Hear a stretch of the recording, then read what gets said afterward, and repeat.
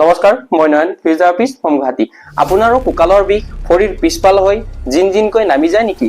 সাধাৰণতে এই বিষটো আমাৰ কঁকালত থকা সাইটিক নাৰ্ভডাল কম্প্ৰেছ হোৱাৰ ফলত হয়। যদি তেনেকুৱা সমস্যা আপোনাৰ লগতো হৈছে, তেন্তে হয়তো আপুনি সাইটিকা বিষত ভুগিব পাৰে। মোক বহুতো পেচেণ্টে এই সমস্যাটোক লৈ পেলাই কমেন্ট কৰি আহিছে যে তেওঁলোক এইটো সমস্যাত ভুগিছে।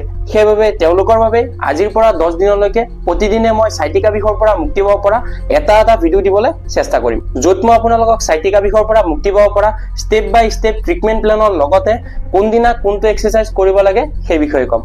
চাওক, সাইটিকা বিষ যেতিয়া আমাৰ নতুনকৈ হ'বলৈ আৰম্ভ কৰে, ই বহুত অশান্তিকৰ হৈ পৰে। আমি ভালকে বুজিয়ে নাপাওঁ যে আমাৰ লগত কি হৈ আছে। না আমি ভালকে খোজ কাঢ়িব পাৰো, না আমি ভালকে শুই থাকিব পাৰো। আমি একো কাম কৰিয়ে শান্তি নাপাওঁ। এনি টাইম আমাৰ কঁকালৰ পৰা বিষটো ভৰিলৈকে জিনকৈ যাই থাকে। সেইবাবে সাইটিকা বিষৰ 10 দিনীয়া এই সিৰিজটোৰ আজি প্ৰথম ভিডিঅ'টোত আমি আলোচনা কৰিম যে আপোনালোকৰ অতিপাত কঁকালৰ পৰা বিষ ভৰিৰ পিছফালে জিনকৈ নামি গ'লে আমি কি কৰিব লাগে। কি কৰিব লাগে তাৰ বিষয়ে জনাৰ আগতে আমি ভালকে জানিব লাগিব যে সাইটিকা বিষনো হয় কি আৰু এই বিষ আমাৰ কিয় হয়। চাওক, আমাৰ শৰীৰৰ সকলোতকৈ দীঘল আৰু শকত স্নায়ুডালে হৈছে সাইটিকা নাৰ্ভ। ই আমাৰ কঁকালৰ ৰাজহাড়ৰ পৰা ওলাই আঁঠুৰ পিছফাল হৈ আমাৰ ভৰিৰ তলুৱালৈকে যায়। যেতিয়া আমাৰ ৰাজহাড়ৰ মাজত থকা ডিছ বাহিৰলৈ ওলাই আহে, তেতিয়া সেই ডিছটোৱে আমাৰ সাইটিক নাৰ্ভডালত খুন্দা মাৰে, যাৰ ফলত আমাৰ সাইটিক নাৰ্ভডাল কঁকালৰ পৰা ওলাই পেলাই ভৰিৰ যিখিনি অংশলৈকে গৈছে সেই ঠাইলৈকে জিনকৈ বিষ অনুভৱ হয়, আৰু ইয়াকে আমি সাইটিকা বিষ হোৱা বুলি কওঁ। বহুতে মোক প্ৰশ্ন কৰে যে কঁকালৰ পৰা বিষ আমাৰ ভৰিলৈকে কিয় নামি যায়। আমাৰ শৰীৰৰ স্নায়ুবোৰ এডাল তাঁৰৰ দৰে।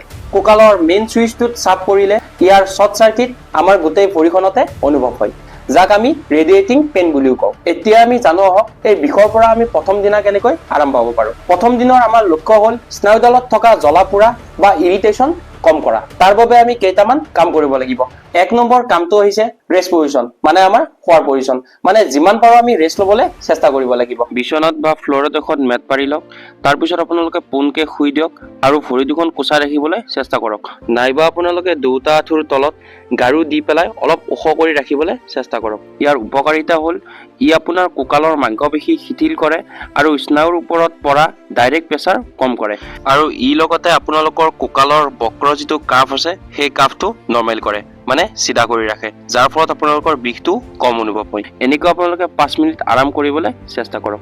আৰু 2 নম্বৰ কামটো হৈছে শুই থকা অৱস্থাতে ভৰিৰ পতা দুটা লাহে লাহে ওপৰলৈ আৰু তললৈ নিবলৈ চেষ্টা কৰক, যেনেকৈ মই ভিডিঅ'ত কৰি আছো। এনেকৈ আপোনালোকে 20 বাৰ কৰিবলৈ চেষ্টা কৰক। ই তেজৰ চলাচল বঢ়াব আৰু স্নায়ুক আৰাম দিব। যিহেতু সাইটিকা বিষৰ প্ৰথম দিনা আমাৰ কঁকালত বহুত বেছি বিষ থাকে, সেইবাবে আমি বেছি জটিল এক্সাৰচাইজ কৰিব নালাগে।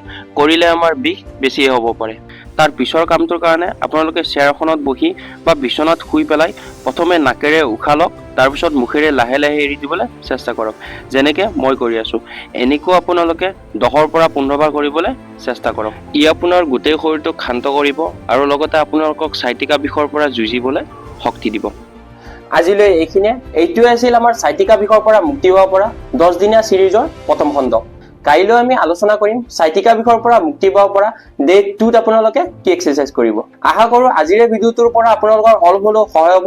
ভিডিঅ'টো ভাল লাগিলে লাইক কৰিব আৰু আপোনালোকৰ ওচৰ চুবুৰীয়াৰ লগত শ্বেয়াৰ কৰি দিবলৈ নাপাহৰিব।